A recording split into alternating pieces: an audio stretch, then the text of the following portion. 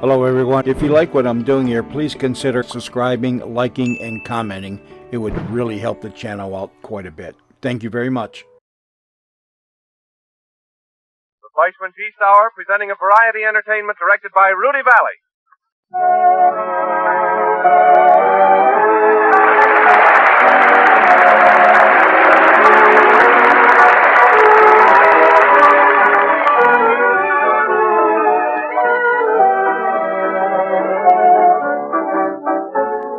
My time is your time.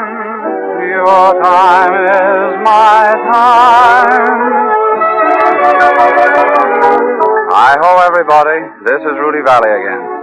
If our studio audience were supplied with printed programs tonight, the first page might read something like this.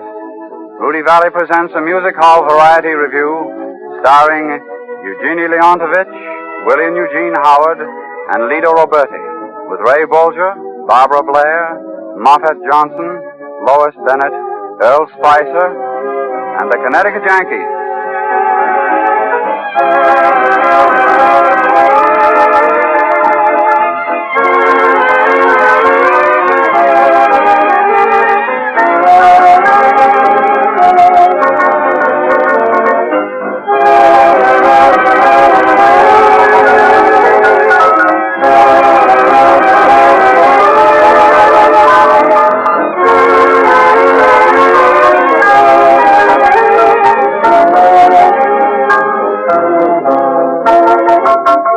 Why can't this night go on forever?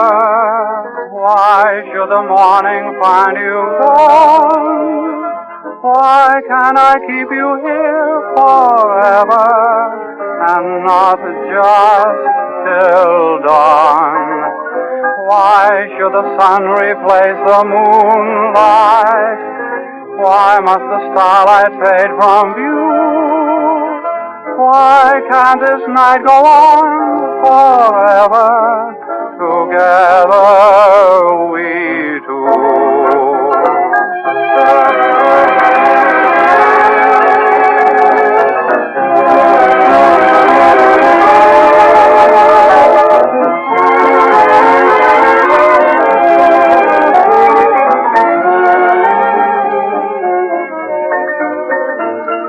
Why should the sun replace the moonlight? Why must the starlight fade from view? Why can't this night go on forever? Together we two.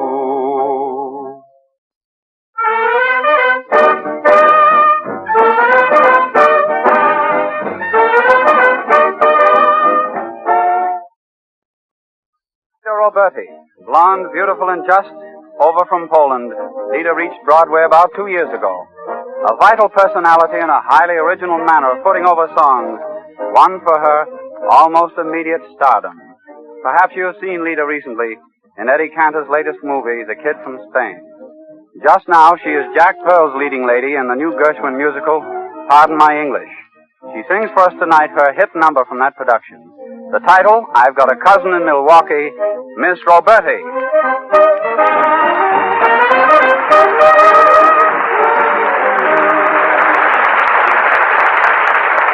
Ladies and gentlemen, before Miss Roberti sings, I think I had better explain that she still has just a trace of a Polish accent. Is that right, Lita? I hope the you, honey. Yeah, just a trace. What part of Poland do you come from, Lita? Krakow. What? Krakow. I'm sorry, I don't get it. Okay, make it Pittsburgh. Thanks. Now, one other point. This cousin of yours in Milwaukee, what's her name? Krakow. I beg your stuff. Krakow. Thank you once more. Will you play that gentleman, please?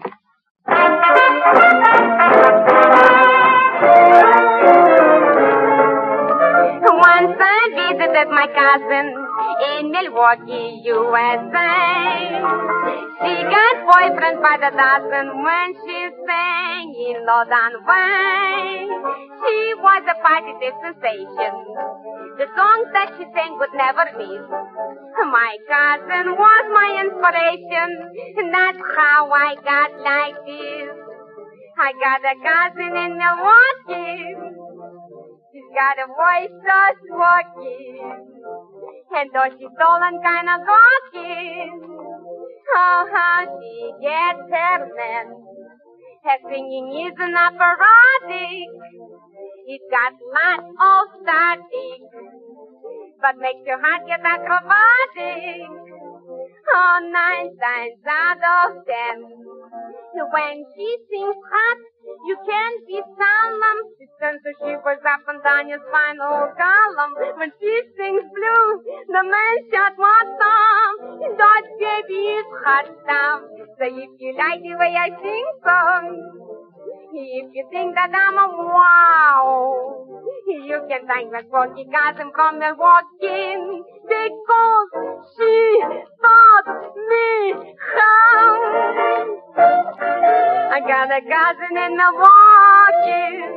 She's got a voice so smoky, and though she's tall and kind of gawky, oh, how she gets her man.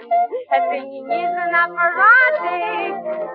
She's got lots of static, but makes your heart get acrobatic. Oh, 9 times out of 10. When she sings hot, you can't be solemn. Ben a geeze metel. When she sings blue, the man shot bottom. Do-dee-doo-dee-da-nya-nya.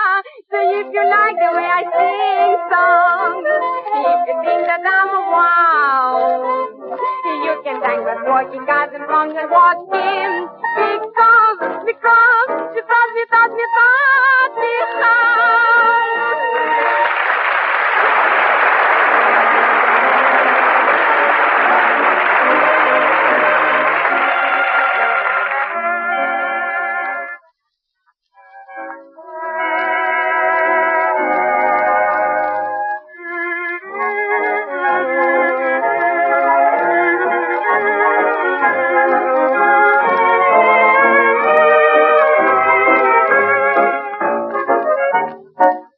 To a lover, deep in the throes of deception, no song could more express the feelings of that person than this one. Pretending you care.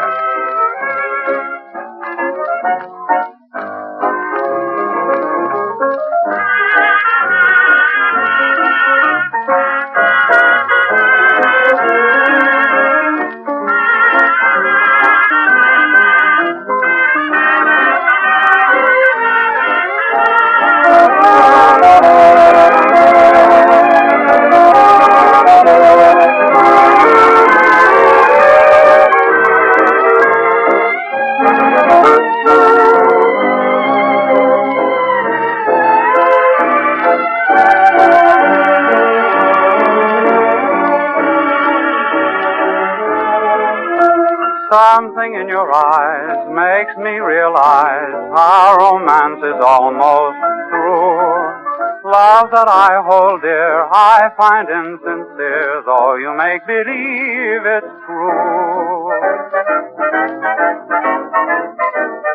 Pretending that you care, but someone else tonight will share a kiss from lips divine that you were pretending were mine, pretending you'll be true.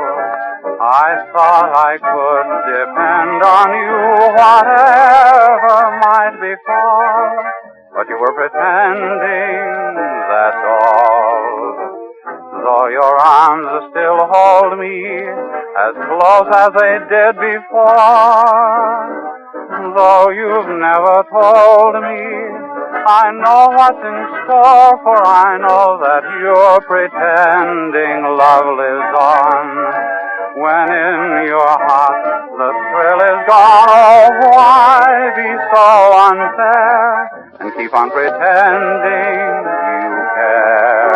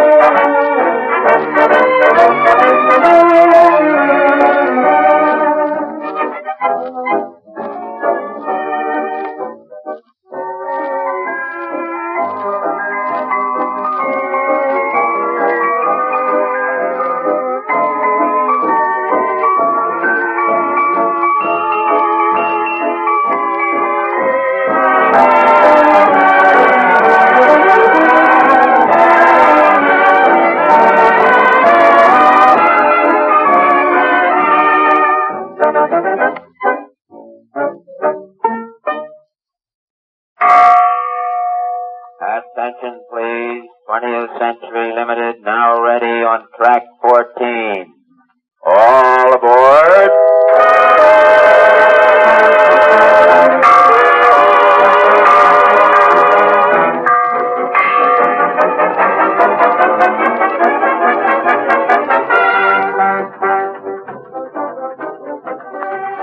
We present Eugenie Leontivich, star of Grand Hotel and Moffat Johnson, character lead in numerous Theatre Guild productions in a scene from the current Broadway season's outstanding comedy hit, 20th Century.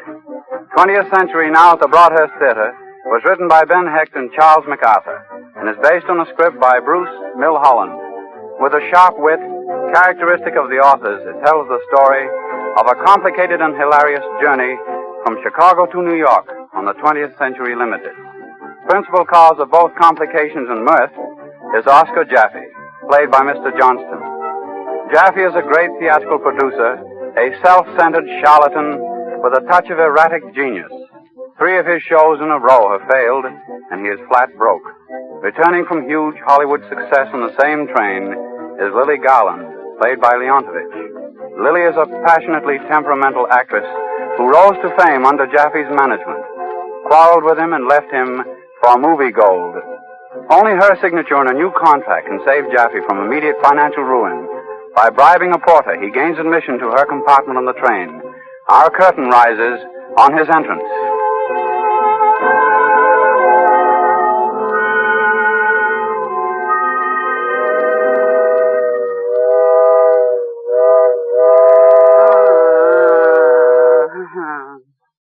Mr. Oscar Jaffe, eh? What do you want? Scorpion? If it makes you any happier to call me names, go ahead. Oscar, you're complete. The most horrible excuse for a human being that ever walked on 2 legs. I'm an Oriental. Love blinded me. That was always the trouble between us as producer and artist. Now that's what it was it? How about your name in electric light? Bigger than everybody. Oh. Your delusions. That you were a Shakespeare and Napoleon and great Lama of Tibet, all rolled into one. You're absolutely right. So when you are running around the town, telling people that you had to put chalk marks on the stage so that I would know where to stand. That you had to teach me to talk like a parrot. Oh, it was despicable. I could cut my throat. But I've paid for it 1,000 times. When I saw that movie of yours, I blamed myself. You've seen it, eh? Yes. Well, you'll be glad to know it's a great success. I am marvelous in it. Superb. Don't listen to that sort of flattery. There were moments in that movie when you were marvelous. They couldn't help the real Lily coming through several times. But that cheap story, that clumsy, unimaginative direction. All right, I'll tell you that you're right there. And you know why? The director was an idiot. I couldn't get anything through. You know that I had to fight him all the time? It was sacrilege to throw you away on a man like that. I wouldn't have him as my office boy. And the lighting in that picture. Do you remember how I used to bring the lights up every time you stepped on the stage? You became a radiant creature to the audience. People left the theater feeling they'd been through some great spiritual experience. I left the movie house feeling that a magnificent ruby had been set in a platter of lard. You've put yourself back 10 years, but we can mend that. You're going to be greater than ever, Lily Garland. Now, look here, Oscar. If all this adagio is by any chance preliminary to a contract... Who said anything about come on, now, contracts? come on, what are you talking about? You would do anything to get my name on a contract. The movies must have done this to you. I haven't come in here with any contracts. I'm not Max Jacobs. I came in here with a dream we both had long ago. The thing that was to be the climax of your career. The last golden stare. The courtesan. The great courtesan role. Oh, so that is the big surprise you have for me, Yes. huh? Another part where I am not worthy of the lieutenant's love and I make a great sacrifice. I wouldn't sneer if I were you. All right, come on, tell me, what is it this time? Montezuma again? Or that big drama about helping Annie, the pride of the guest house? No, Lily, it's none of those things. This happens to be about the greatest woman of all time. Just her memory has kept the world weeping through the centuries. The Magdalene, nomine patri et filio et... The Magdalene. Oh, you mean that play by Zuderman? Zuderman, that German hack. Listen to me, Lily. I'm going to do the Passion play in New York with Lily Garland as the Magdalene. I've had it up my sleeve for some time, just waiting for the right moment. The wickedest woman of her age. Sensual, heartless, and beautiful. Corrupting everything she touches. Running the gamut from the gutter to glory. Can you see her, Lily? The little wanton. Ending up in tears at the foot of... I'm going to have Judas strangle himself with her hair. No. Look here, Oscar. Why not have Judas drink the poison that was intended for me? Lily, that's an inspiration. Go on while you're in the creative mood. Well, I'll tell you how I can see the whole thing. Yes. I can see the Magdalene as a woman who was an aristocrat at the beginning. Yes. And after being heartbroken by some man she loved madly and trusted, she went down to the depths. hating and despising all men, laughing at them so cruel, so terrible. Yes. Can't you see that? Yes, Lily, I'm going to make it my greatest production. Yes. Gamble every penny on it. I brought over an entire troupe from Europe. I took them away from Max Reinhardt. It cost me my shirt, but I wanted them. Two of them are genius. Lily, if the play runs for 5 years, I don't want a penny. You can have all the money. I only want to stagger New York. A desert scene with 100 camels and real sand brought over from the Holy Land. I'm going to have a Babylonian banquet that you give to your lover in the second act. That's the governor of Judea, Pontius Pilate, with your slaves all around you. You're covered in emeralds in this scene from head to foot. But that's nothing to the finish where you stand in rags. And the Emperor Nero himself offers you half his empire. You reply in a speech that's probably the greatest piece of literature ever written, with the lights pouring down on you, transfigured with love and sacrifice. Nero cringes, and the last we see of you is this pathetic little figure selling olives in the marketplace. It's sublime. Tell me I've reached the artist in you. What is it? Oscar, you're crazy. What do you mean? God in heaven! Listening to you. Oscar, you're a pure case of living paranoia. Really? Oh, no, I'm not angry. You're too funny to make it. Don't be cheap, Lily. Coming in here with camels and sand from the Holy Land like a hope hat. You're extreme. You're going to put on the Passion play. Yes. My God, you haven't $100 to your name. I can raise $1 million, $2 million. And I know just how you intend to raise it. Get my name on a contract and go out peddling it. Shake down some new angel on the strength of my reputation. No. I'm through being your meal ticket. You're at liberty to call up any one of my banks in the morning. Your banks, you mean those banks that are taking your theater away from you? That's a lie. You've been listening to my enemies. I've been listening to Mr. Oliver Webb, your so-called business manager, who came in here with some big story about you going to commit suicide unless I took pity on you. For God's sake, go and commit it. It would be a blessing to everybody concerned. What are you talking about? Mr. Webb is no longer with me. I fired him for stealing. Shut up. I've had enough of your lies. I'm offering you a last chance to become immortal. Thank you, but I prefer to stay mortal with a responsible manager. Who? Max Jacobs. I can't believe read it. the papers tomorrow, then. Max Jacobs? Yes. He's got paresis. I had to fire him to protect the health of my office staff. He's a thief besides, illiterate. He can hardly write his own name. He writes it all right on check. Great big checks, too. Oh, it's money you want. That's That's right. it. Just another Broadway ham. Yeah, That's what you've that's become. it. If I was to jingle a miserable 10 or 15,000 at you, your mouth would begin to water. You'd start drooling and squealing, gimme. That's right. Now get out before I have the conductor throw you off the train. Look out who gets thrown off the train traveling with a gigolo. Get out, you snake, you swindler. Stop that, you Get cheap out, little you- tough girl. I'll tell the world who's a fake. You are. I made you. I taught you everything you know. Your voice, your walk, your cheap little talent. They're mine. I gave them to you. I gave up everything to breathe them into you. Even your name, Lily Garland. I gave you that. Well, as there's a God in heaven, Mildred Clutker, you go back where you belong, in the burlesque houses. Get out of here! Oh, I want to be alone.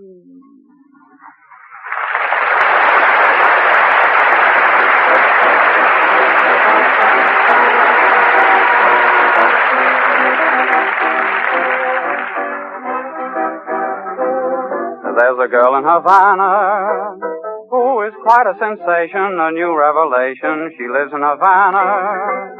Oh, yes. Now there's nobody sweeter.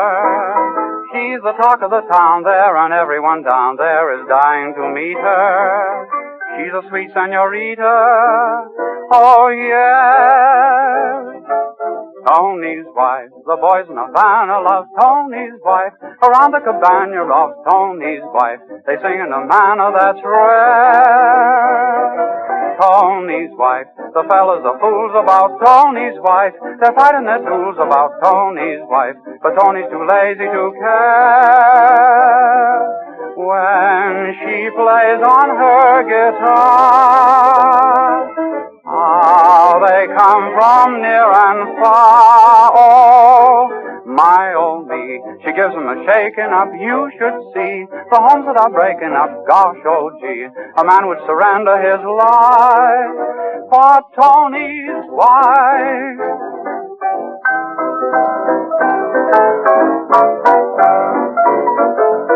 Novelty songs and nut songs, without which any entertaining band is sunk. Here's one of the newest, though I have my doubts that it will rival Where Do You Work, John? Tony's wife.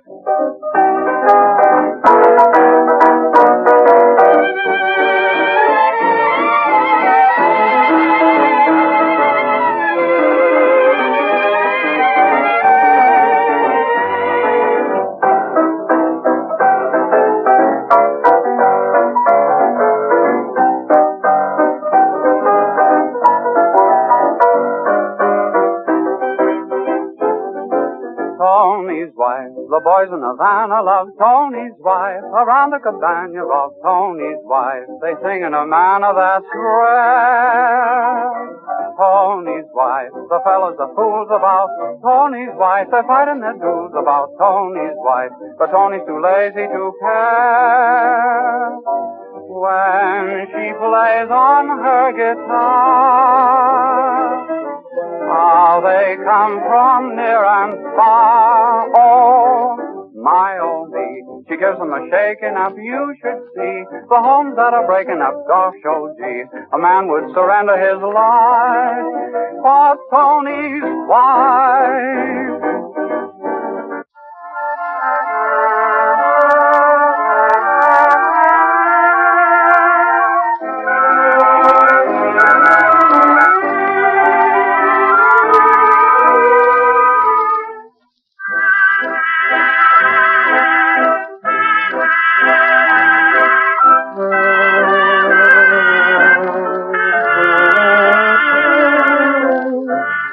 Writing of the Whisper Waltz, Paul Francis Webster, youthful newcomer to Tin Pan Alley, has teamed up with an old veteran, Joe Burke.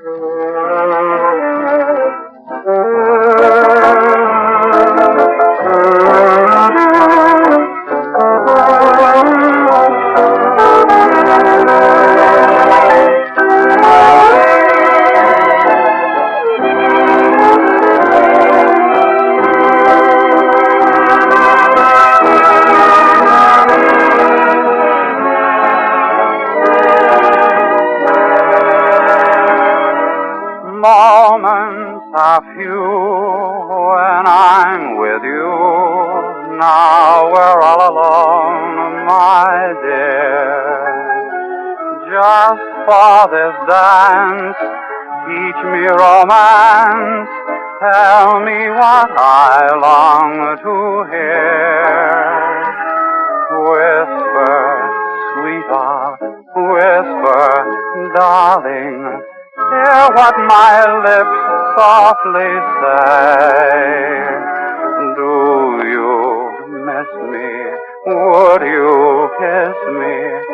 Answer me, dear, while we sway.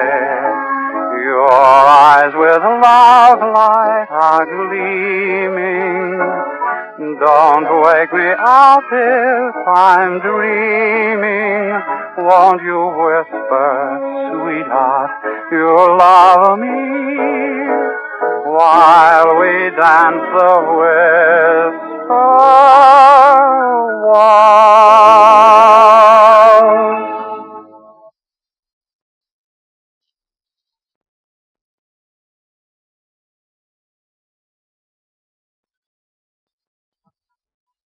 You are listening to the Fleischman's East Hour under the direction of Rudy Valley, who presents Eugenie Leontivich and Moffat Johnson, Lita Roberti, Ray Bolger, and Barbara Blair, the Fleischman Light Opera Ensemble, and Willie and Eugene Howard.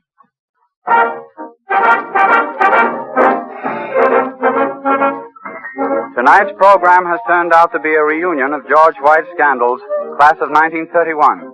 Besides the Howard boys and myself, our Scandals alumni include Ray Bolger and Barbara Blair. Ray, as you know, is one of Broadway's finest dancing comedians. His recent major hit in the first Radio City show recalled to me a novel comedy act he did with Miss Blair in the Scandals. And so we introduce Ray Bolger and Barbara Blair.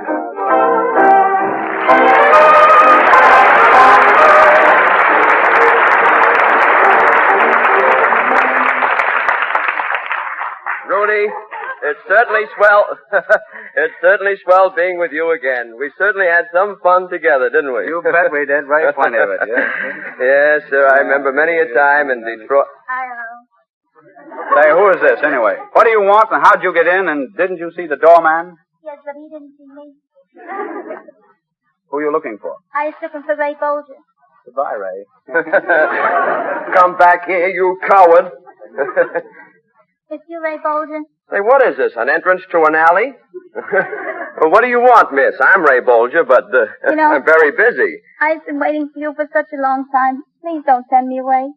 But why? Well, you think maybe I could go on the stage with you in your act? You want to go on the stage with me? In your act. Well, I don't know. What do you do? Don't I look it? Yeah. That's too fast for me. What I want to know is, what do you do? What is your specialty? That's what I came here to find out. Well, that's fair enough. Do you sing? No. Dance? No. So far, you're full of talent. You play the violin? No. Piano? No. Saxophone? No. Well, now, let me see. Have you any relatives in Bridgeport?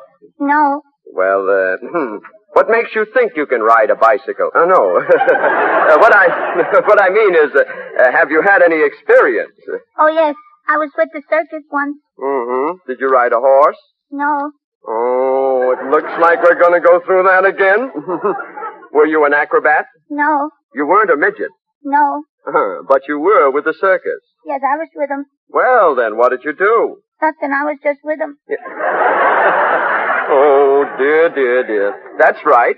You did say you were with them. Yes. You don't mind if I ask you a personal question, do you? No, I like that. Yeah, you would. What is that business you keep doing, that twitching with your mouth? Is that what you mean? Yes, that's what I mean. What is it? That is nervousness. That is what? That is nervousness. Oh, that is nervousness. I didn't know that. No? No, I thought when people had nervousness, they moved their shoulder like this, up and down. You mean like that? Yeah, like that. Yes, I used to do that. Oh, you used to do that. But it made me too tired. Yeah. Oh, dear. I want to tell you something else, Mr. Bolger. Yeah. I can also give imitations. Imitations? Yeah, imitations. Yeah, imitation, all right. Well, what do you give imitations of? Aminos. What? aminals, so I can't say animals. Yes, I noticed that. I certainly noticed that. But my first imitation will be of my little dog. Oh, you've got a little dog. Yeah, and his name is Snunny. What? His name is Snunny. His name is Snunny. Yeah, you want to know something? I know it already. What? His name is Snunny. Who told you? Yeah. Oh, I'm getting scared now. You know, we used to call him Fido. You used to call him Fido? Yes, but we don't call him that anymore. Why not? Because his name is Snunny. Yeah. I thought so. Well, go ahead. Give your imitations. Yes, all right. All right. Come.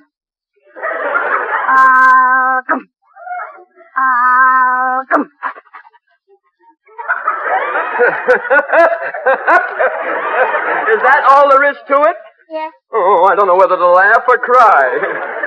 And now my next imitation. Oh, wait a minute. What? We'll do a trick. I'll hide, and you'll do the imitation, and I'll guess it. Yes, all right. Come. Wait a minute. That was your little dog, wasn't it? No, that was my sister. She has one, too. No. And now my next imitation. Oh, no. No more, please. What, no more? No more. You see, it's very nice, but... You don't like it? Oh, that's wonderful. I've never seen anything like that in my life before. You don't mind if I ask you a personal question, do you? No, I like that. What's your name? My name is Snunny. Your name is Snunny? Yes. And the dog's name is Snunny? Yes. Uh-huh. Are you named after the dog? Yes, but he don't mind it. He wouldn't. Snunny, What? I want to ask you something. What? Have you a sweetheart? Yes, I got a fellow what stuck on me. Yeah? But I like my dog Snunny much better. You would. And you know, he wants to marry me. He does? Yes, you know, I saved up $25. How much did you save up? $25. $25. Yes, you think he wants to marry me for my money? Well, I don't know, Snunny, but I'd like to ask you a question. Oh, I'm sorry. I spent the money already. Oh, no. Mr. Bolger, Yes, Snunny. you know, I've been following you around for such a long time. Can't you take me with you? You know, I like you. You like me? Could you tell me, what does a girl say to a fellow when she likes him? I mean, a whole lot. Well, some girls say I'm crazy about you, and some girls say I love you. Well, I is crazy about you. I love you. Honest, I do. Well, Snunny, that's very nice. I think you're kind of cute, and I like you. Well, what is we going to do about it? Yeah. I'm afraid there isn't anything we can do about it. You see, Snunny, I'm engaged. Oh, is it? Yes. To that girl in your act? Yes. I don't blame you for liking her. Why? She's pretty. You're pretty. Yes, and you is pretty, too. Well, goodbye. Oh, wait a minute. Is you going to marry her? Why do you ask? Well, how can I find out? Yeah. That's right. That's certainly right. There is something in that. Well, excuse me, Snunny. I've got to go. Oh, please don't go. Well, what's the matter, Snunny? Snunny! Please take me with you. You're crying. No. Oh, Snunny. Oh, you poor child. Come here. I was only fooling, Snunny. I'm not really engaged to that girl. No? No. And you're not going to marry her? No.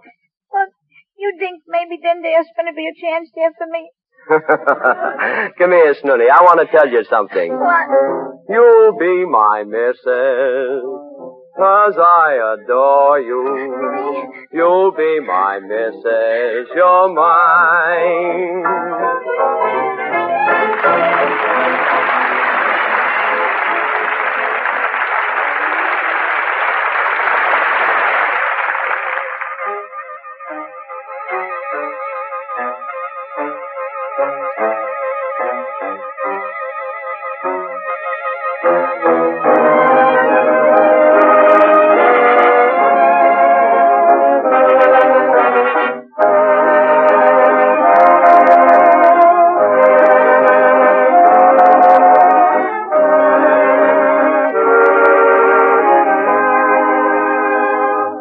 Now that the snowball has gained momentum, started rolling, after tonight we leave it to so many other delightful hours and orchestras to bring you the strains of I'm Playing with Fire.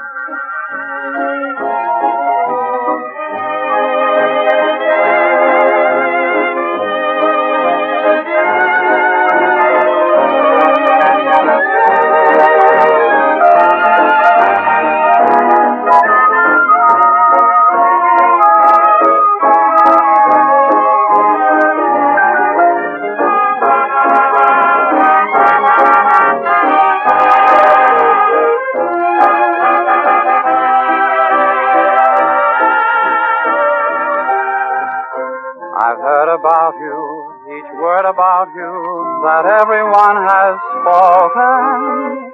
And from the things I hear, I should be careful, dear. They come and find me, and then remind me of all the heart you've broken. But I'm in love with you, so what am I to do?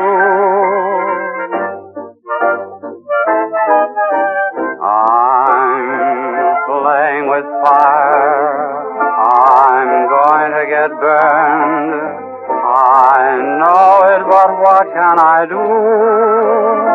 I know my heart must be content to go where it is sent, although I may repent when I'm through. But what can I do? I'm playing with fire. I'm gonna get burned while merry-go-rounding with you.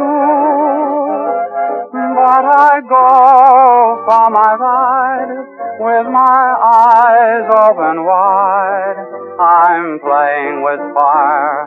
I know it, but what can I do? A few weeks ago, we attempted a medley arrangement of Gilbert and Sullivan music from Pinafore, with soloists and a chorus. Partly because the audience response was so favorable, and partly because we enjoyed doing it anyway, we offer a similar sequence tonight. This time I have had our arranger, Elliot Jacoby, prepare a Mikado medley. The soloists include Lois Bennett, Earl Spicer, and one other. I'd tell you his name, but I've had my grapefruit today. Thanks.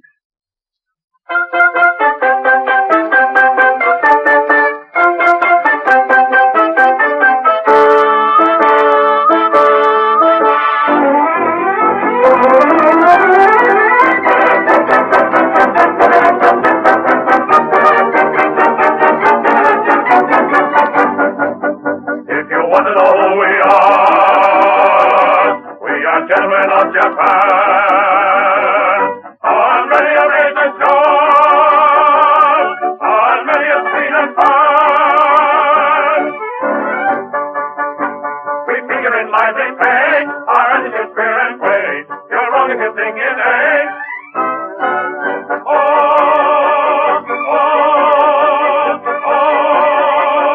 On base and drive, on screen and fan.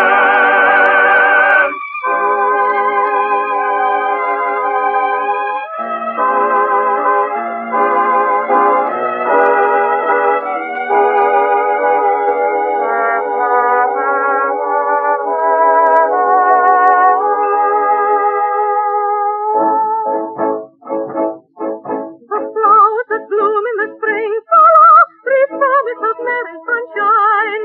As we merrily dance and we sing, follow, we welcome the hope that they bring, follow, of a summer of roses and wine, of a summer of roses and wine. And that's what we mean when we say let us sing, is welcome the flowers that bloom in the spring. Tra-la-la-la-la, tra-la-la-la-la, the flowers that bloom in the spring. La-la-la-la, la-la-la-la-la, la-la-la-la-la.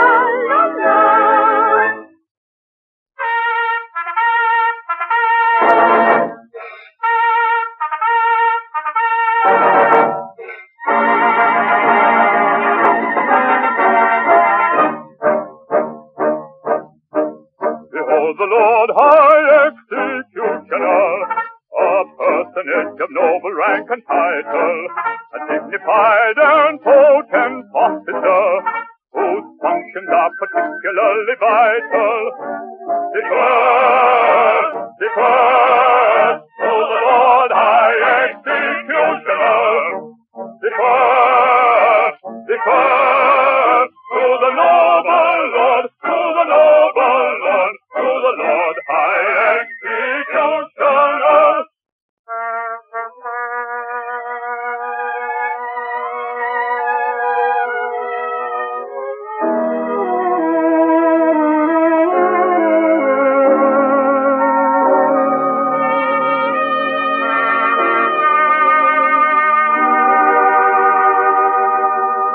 On a tree by a river a little tomtit sang willow, hit willow, hit willow. And I said to him, Dicky bird, why do you sit singing willow, hit willow, hit willow? Is it weakness of intellect, birdie, I cried, or a rather tough worm in your little inside?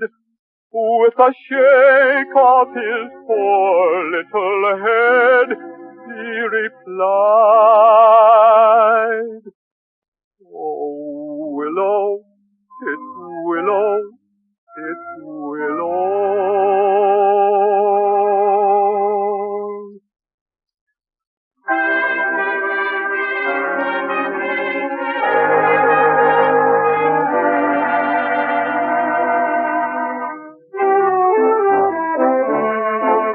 A wandering minstrel I, a thing of shreds and patches, of ballad songs and snatches, and dreamy lullaby.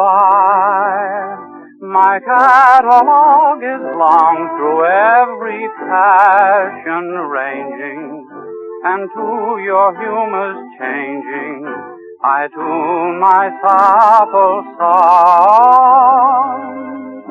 I tune my supple song.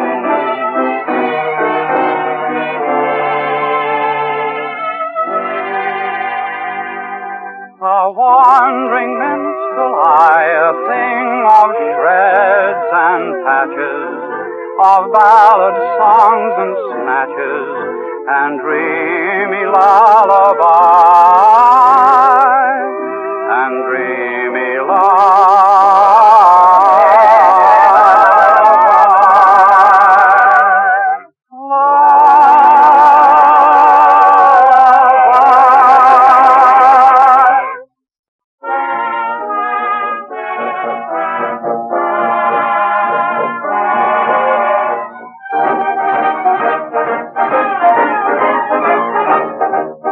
On this subject we pray you be dum dum dum. We think you are better than dum dum dum. You'll find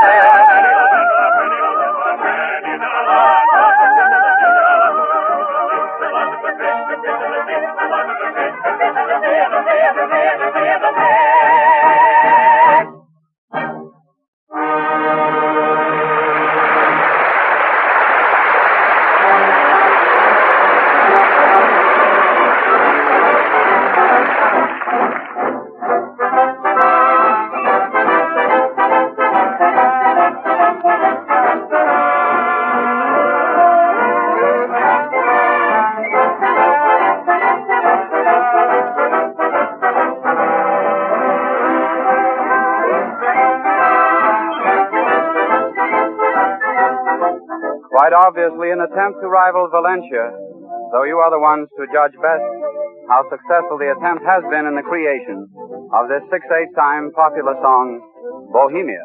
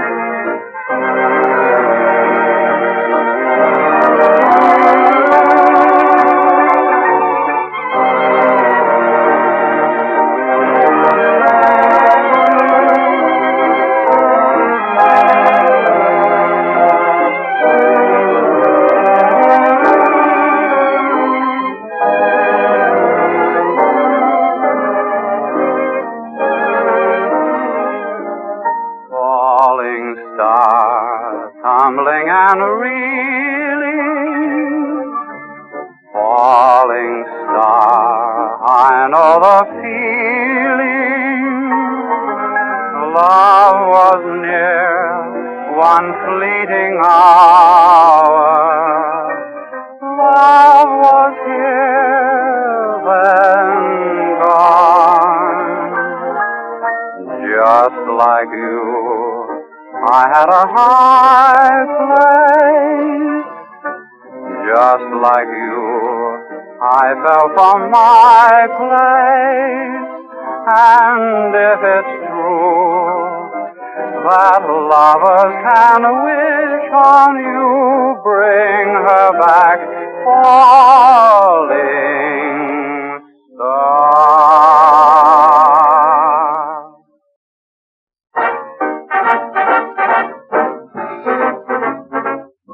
For the next 5 minutes or so, ladies and gentlemen, life is just a bowl of Howard Brothers. My greatest friends backstage, Eugene and Willie. Bring it up.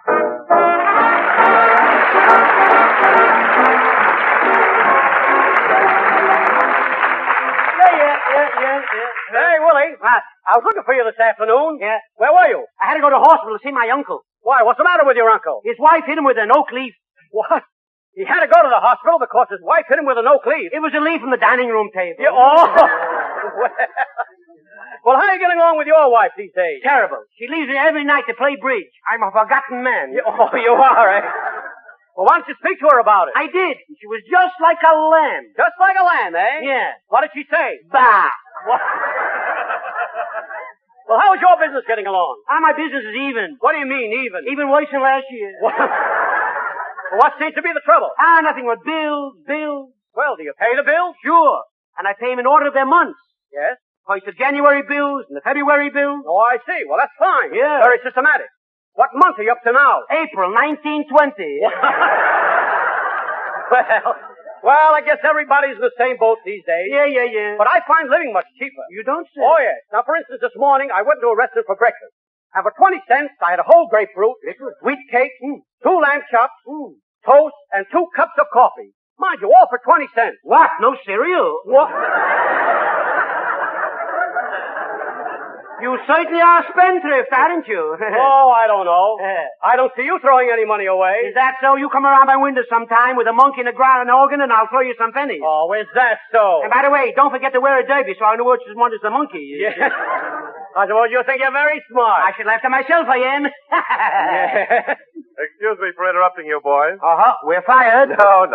No, nothing like that. The sponsors of this program have asked me to interview you for their publicity department. An interview? Yes. Would you mind if I asked a few questions? Certainly not, Mr. Wallington. Go right ahead. Go ahead. Well, is Howard your right name? No, that's our Christian name. Well, what is then your right name? Well, we'd rather not tell. Why not? We don't want to disgrace our family, you know. How long have you boys been together? 25 years, through thick and thin. Yeah, he got thick and I got thin. Yes, sir. Tell me, Willie, have you any children? Children, yeah, I got 3, a boy and a girl. Wait a minute. 3, a boy and a girl. What's the other one? Who knows? Only a baby yet. Where were you born, Gene? Oh, I was born on the Riviera, near Nice. And you, Willie? The Nancy, near my nephew.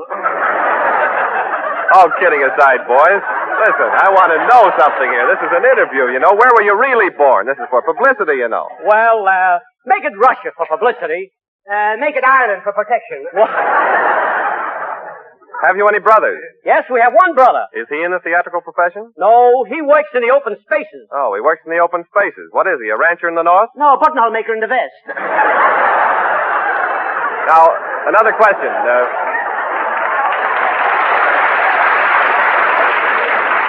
Tell me, Gene, what is your hobby? Oh, my hobby is to sit in a swell nightclub surrounded by beautiful girls. That's a hobby. That's a gigolo. And Willie, what is your hobby? Don't be silly. I'm my wife's hobby. So you boys have been working steadily for a long time. Don't you feel tired? Oh, yes. The doctor told us to go to Baden-Baden for the bath. Well, are you going? Listen, we're just a little run down, not dirty. Well, how do you keep yourselves in condition? Well, every morning when I get up, I play a round of golf. And you, Willie? Every morning I play around the coffee and the donuts. How is it, Willie, that Gene is always nicely dressed and you dress so sloppy? Well, I pay cash for my clothes. How about that suit you have on? Yes, sir. It's the latest cut, too. Oh, yeah? I don't think it's the latest style. What? Who said latest style? I said latest cut. Cutting $17 down to $10. Well, I suppose you boys have worked hard to reach the top. Oh, I should say so. Well, you know, I've had my nose to the grindstone for the last 15 years. You ought to see before he started.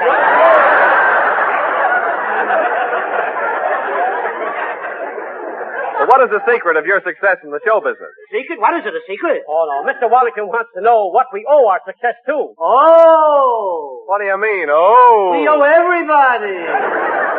Well, how did you boys start in the show business? Well, when Willie was 12 years old, he was a boy soprano. Oh, a soprano. What is this? Oh, a soprano. At that age that I know what I was doing. And what did you do, Gene, when you were a boy? Listen, Mr. Wallington, Mr. Cantor, listen. I'll tell you all about Gene. When Gene was a boy, he was a terrible loafer. He used to hang around pool rooms and corners and alleys. When he would come in at night, my father says, Izzy, why don't you... What? Izzy? What? Gene. In those days, it was Izzy. Yeah, all right. He says, Izzy, why don't you go to work? So he'd laugh. He'd laugh in my father's face, I guess. Yeah. My father says, you're a bum, you're a bum. One day he said to me, says, get hot. Get hot. What do you mean, get hot? Get hot of my house. And he would laugh in my father's face like this. My father says, you're a bum, you're a bum. Well, it wasn't as bad as all that. I wanted to become an opera singer. Oh, yes? Well, Yeah. what is your favorite aria? Oh, the Vesta la Juba from Pagliacci, you know. Keep it up. Recitar mentre preso dall'aria non so più quel che dico e quel che faccia eppure dopo sforzaci a voi sai che See, he's still a bum. What?